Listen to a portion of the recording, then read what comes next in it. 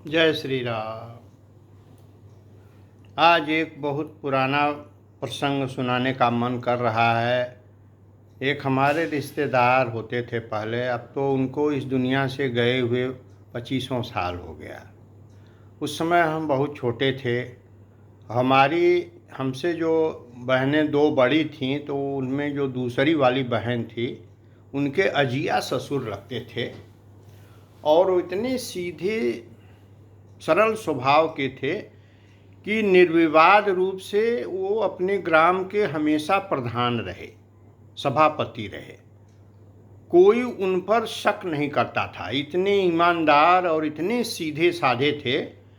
उन्होंने दाव पेंच और तीन तिकड़म जीवन में नहीं जाना कि क्या होता है। उन्हें कुछ भी नहीं पता था और बहुत साधु व्यक्ति थे और इतने सीधे थे कि जब वो रिश्तेदारी करने हमारे यहाँ आते थे तो उस समय हम बहुत छोटे थे, अपने भाइयों में सबसे बड़े थे, तो हमारी थोड़ी जिम्मेदारी बनती थी। तो वो जब आते थे तो उनको निपटाने ले जाना, लोटा का पानी ले करके, फिर उनको नहवाना, उनको धोआना। वो भोजन करते थे तो उनके साथ बैठना, फिर उसके बाद उनका पैर दबाना, उनका सर दबाना। बड़ी सेवा लेते थे, वो कह करके सेवा लेते थे। इतने सीधे सरल थे कि वो कहते थे कि बचवा थोड़ा सा हमार पैर और दबा दी है। हाँ, हमके ठीक हो बा। अच्छा ये बताओ बच्ची कि गांव में तोरे घर में देसी घी हो कि नहीं? हमके बा होई तो ज़रूर है। कहें तनी से अपने माई से पूछ ल कि कुछ देसी घी वगैरह हो कि नहीं।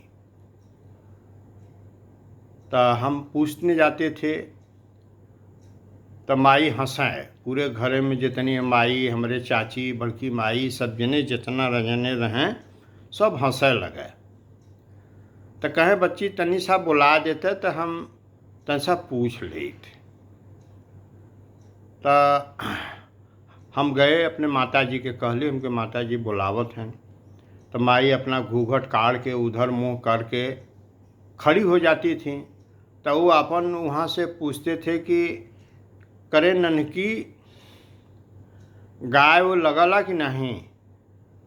तो कहे नहीं बाबूजी।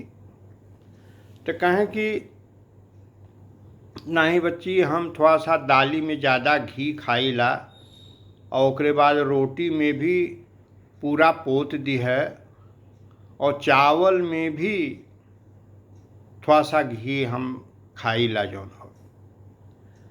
और उसके बाद सवेरे हमें बच्ची एक गिलास मंठा जरूर चाहला और उसके बाद माने खाना के बाद हमके थोड़ा सा दूध भी चाहला।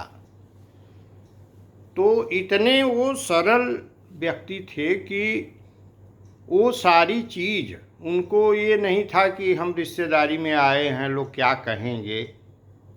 उनको इस चीज़ का, उनके घर में उनकी बहू, उनके माने हमारी बहन के जो ससुर थे, सास थी, सब लोग उनको समझा बुझा के भेजते थे, लेकिन वो उनका स्वभाव ऐसा था। और उन्हीं के कहने से हम कभी पान नहीं खाए। उन्होंने कहा, ए बचवा तोहार दांत बहुत बढ़िया हो, तू कभी पान मत खाए। हमारी है एक बात तू मान ले, तू कभी पान मत खाए।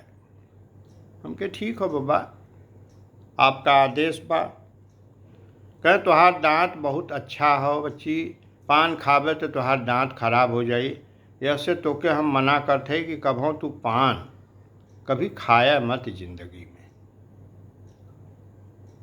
तो हमको उनकी ये बात बहुत अच्छी लगी और हम कभी ज़िंदगी में पान नहीं खाए। उसके बाद पहले खाते थे मीठा पान, सुबह शाम एक दो मीठा पान हम खा लेते थे, लेकिन जब से उन्होंने मना किया हम पान खाना बंद कर दिए।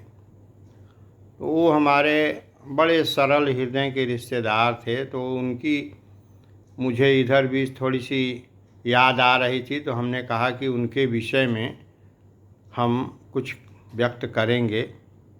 हालांकि इस प्रसंग का कोई मतलब तो नहीं है, लेकिन हम इतने कहना चाहते हैं कि ऐसे सरल लोग, पहले निश्चल लोग रहते थे, उनके मन में जरा सा भी बनावट और जरा सा भी कपट और किसी तरह का कोई दुराव नहीं होता था।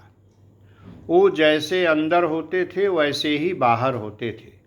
ऐसे रिश्तेदार अब नहीं हैं और न वो चीज़ मिल सकती है।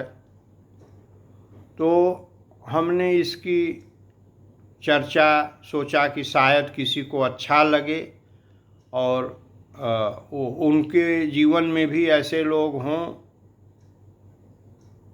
तो ऐसा नहीं है कि मेरे ही जीवन में हैं और किसी के जीवन में नहीं होंगे। तो इसीलिए हमने थोड़ा सा जिक्र किया।